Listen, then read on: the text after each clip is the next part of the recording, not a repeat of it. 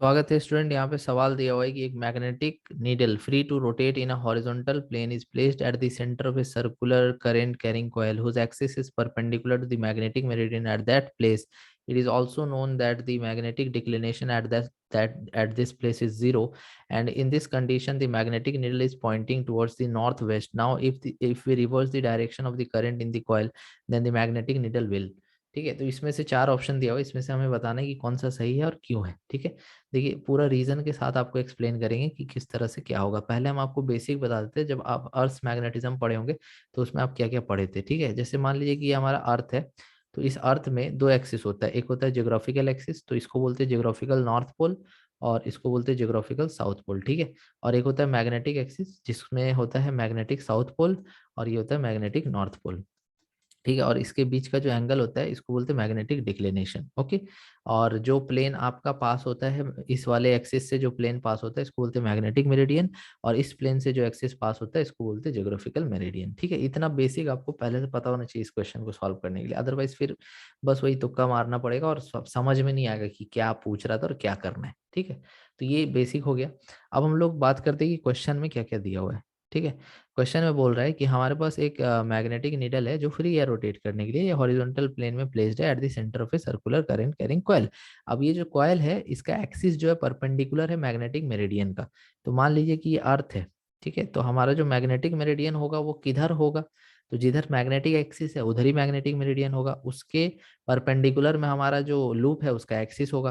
तो यहाँ डिक्लिनेशन बोल रहा है जीरो, ये बहुत इंपॉर्टेंट पॉइंट है इस क्वेश्चन का। Declination at this place is zero, that means कि जिस तरफ जियोग्राफिकल एक्सिस है उसी तरफ मैग्नेटिक एक्सिस होगा, क्योंकि इनके बीच का एंगल को मैग्नेटिक डिक्लिनेशन कहते हैं। और ये हमारा क्वेश्चन के हिसाब से जीरो है, दैट मीन्स कि ये ऐसे है। तो इधर ही हमारा मैग्नेटिक एक्सिस भी होगा और इधर ही हमारा ज्योग्राफिकल एक्सिस भी होगा। मतलब यही हमारा प्लेन है, यही हमारा प्लेन है जो आपका मैग्नेटिक मेरिडियन का प्लेन है।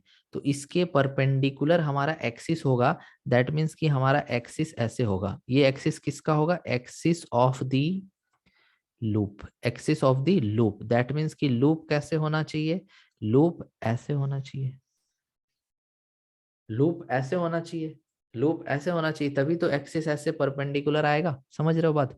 तो ये हो गया लूप, थोड़ा और गोल बना, तो ये लूप हो गया। ठीक है, लूप ऐसे है, ऐसे है, ऐसे मत समझिएगा, ऐसे है। तो लूप ऐसे है, लूप ऐसे है, मैग्नेटिक एक्सिस मतलब उसका एक्सिस ऐसे है, और मैग्नेटिक मेरिडियन भी ऐसे है। तो मैग्नेटिक मेरिडियन इधर, एक्सिस ऐसे perpendicular to the magnetic meridian. अब आप यहाँ पर क्वेश्चन को यहाँ से पढ़िए। Circular current carrying, circular current carrying coil whose axis is perpendicular to the magnetic meridian. तो ये सर्कुलर करंट कैरिंग कॉइल है जो कि आपका एक्स उसका जो मतलब एक्सिस है वो परपेंडिकुलर है मैग्नेटिक मेरिडियन का, और मैग्नेटिक डिक्लिनेशन वहां पे जीरो है। अब बोल रहा है कि magnetic needle is pointing towards north west. अब सिंपल सी बात बताइए कि डायरेक्शन कौन कौन सा क्या क्या होगा।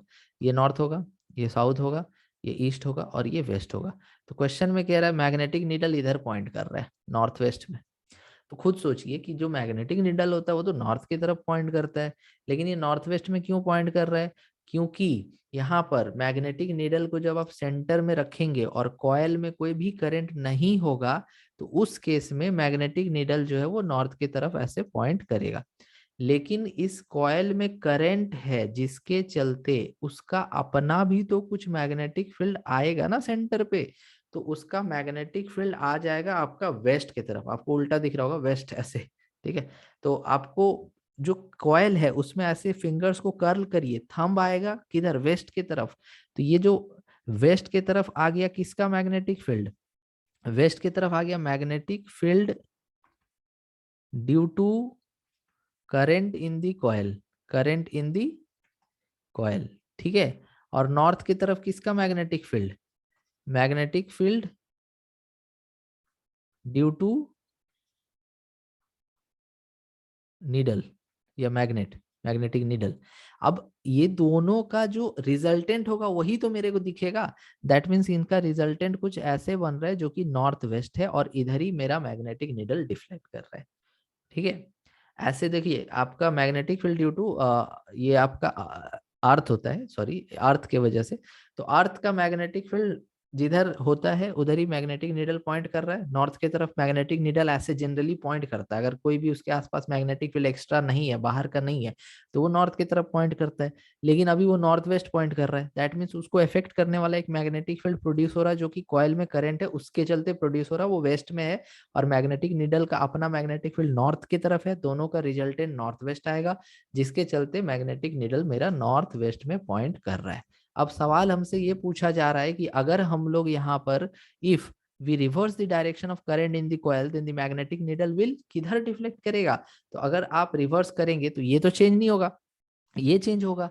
पहले करंट ऐसे वेस्ट की तरफ, मतलब थंब आ रहा था, करंट ऐसे था, करंट ऐसे था, तो थंब वेस्ट की तरफ आ रहा था। अब करंट उल्टा ऐसे हो जाएगा, तो थंब मेरा ईस्ट की तरफ आएगा, तो मेरा ईस्ट की तरफ आ जाएगा।